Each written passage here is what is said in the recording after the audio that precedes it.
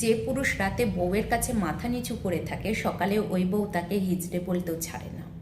আপনার পকেটে লাখ টাকা থাকতে পারে, আপনি হয়তো বড় অফিসার, দেখতে দারুণ স্মার্ট, কিন্তু চার দেওয়ালের মাঝখানে ওই বিছানায় যদি আপনি ব্যর্থ হন, তবে তার চোখে আপনি একটা জ্যান্ত লাশ ছাড়া আর কিচ্ছু না।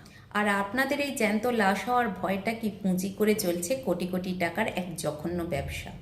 রাস্তার মোড়ে মোড়ে মাইক বাজিয়ে তাবিজ আর হালুয়া বিক্রি করা ওই ভণ্ড ক্যানভাসার আর হাতুড়ে কবিরাজরা আজ কোটিপতি। আর আপনি আপনি নিজেকে আসল পুরুষ প্রমাণ করতে গিয়ে নিজের পুরুষত্বটাই কেটে কুকুরের মুখে ফেলে দিচ্ছেন না তো? গল্পটা রাশেদের। দারুণ স্মার্ট ছেলে, মাসে লাখ টাকা বেতন, কিন্তু আজ সে তার ঘরের সিলিং ফ্যানের দিকে ঘন্টার পর ঘন্টা তাকিয়ে থাকে। মাথায় শুধু একটাই চিন্তা, ফাঁসির দড়িটা কতটুকু শক্ত হলে এই নরক যন্ত্রণা থেকে একেবারে মুক্তি পাওয়া যাবে। রাশেদ আজ আক্ষরিক অর্থে একজন নপুংসক, জিরো। অথচ তার এমন হওয়ার কথা ছিল না। বিয়ের আগে বা প্রথম দিকে তার সমস্যা ছিল সামান্য, একটু দ্রুত পতন বা হালকা দুর্বলতা, যেটা বর্তমানের মানসিক চাপ আর ভেজাল খাবারের যুগে শতকরা ৮০% পুরুষেরই হয়। একজন ভালো বিশেষজ্ঞ ডাক্তার দেখালে হয়তো ২ মাসেই সে পুরোপুরি সুস্থ হয়ে যেত, কিন্তু না, রাশেদ তো পুরুষ, সমাজের চোখে সে দুর্বল হবে কিভাবে? চেম্বারে গিয়ে ডাক্তারকে নিজের সমস্যার কথা বলতে তার লজ্জা লাগে, পাছে কেউ জেনে যায়। তার পুরুষত্বের ইগোতে আঘাত লাগে।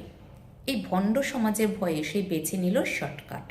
রাতের অন্ধকারে লুকিয়ে লুকিয়ে কিনল রাস্তার ধারে সেই ক্যানভাসারদের এক দানে বাজিমাত করা বড়ি, ভণ্ড কবিরাজের শিকড় বাকড় আর কেমিক্যাল মেশানো বিষাক্ত হালুয়া। প্রথম কয়েকদিন সেই বিষ খেয়ে বিছানায় হয়তো সে নিজেকে ষাঁড় ভেবেছিল, কিন্তু সে জানতো না এই সাময়িক উত্তেজনার বড়িগুলো তার শরীরের ভেতরের নার্ভগুলোকে চিরতরে মেরে ফেলছে।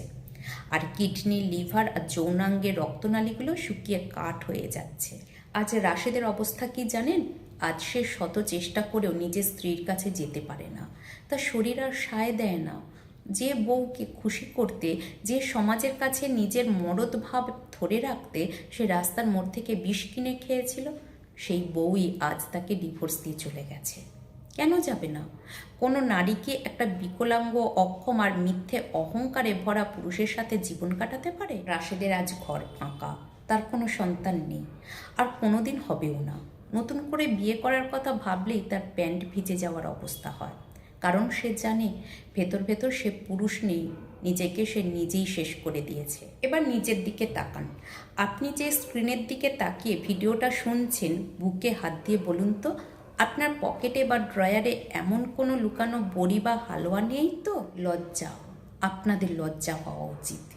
আপনাদের মতো তথাকথিত শিক্ষিত আর আধা শিক্ষিত পুরুষদের এই ভণ্ডামির জন্যই রাস্তার ধারের ওই অশিক্ষিত ক্যানভাসাররা কোটিপতি হচ্ছে। আপনাদের দুর্বলতার সুযোগ নিয়ে আপনাদেরই পকেট কাটছে, আবার আপনাদেরই নপুংসক বানিয়ে রাস্তায় ছেড়ে দিচ্ছে। কেন ভাই? পুরুষ মানুষের কি অসুখ হতে পারে না?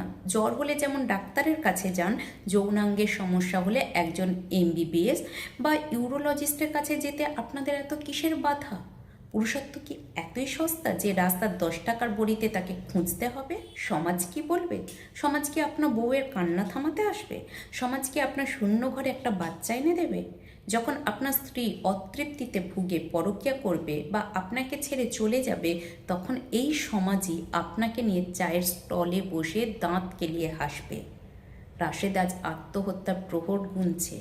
রাস্তার ওই বিষাক্ত কেমিক্যাল তার পুরো জীবন, তার পরিবার, তার ভবিষ্যৎ সব গিলে খেয়ে। ভিডিওটা শুনে যদি আপনার গায়ে আগুন লাগে, যদি নিজের ভেতরে একটু অপরাধবোধ বা ভয় কাজ করে, তবে আজই ওই সব ভণ্ডদের ডাস্টবিনে ছুঁড়ে ফেলুন, নইলে কাল রাশেদের জায়গায় আপনার নামটা বসতে খুব বেশি দেরি নেই। একটা প্রশ্ন রেখে যাই, উত্তরটা নিজেকেই দেবেন।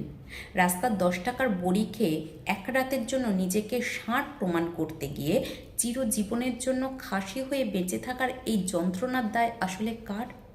এই ভণ্ড কবিরাজদের, নাকি নিজের পুরুষত্বের অহংকারে অন্ধ হওয়া আপনার নিজের?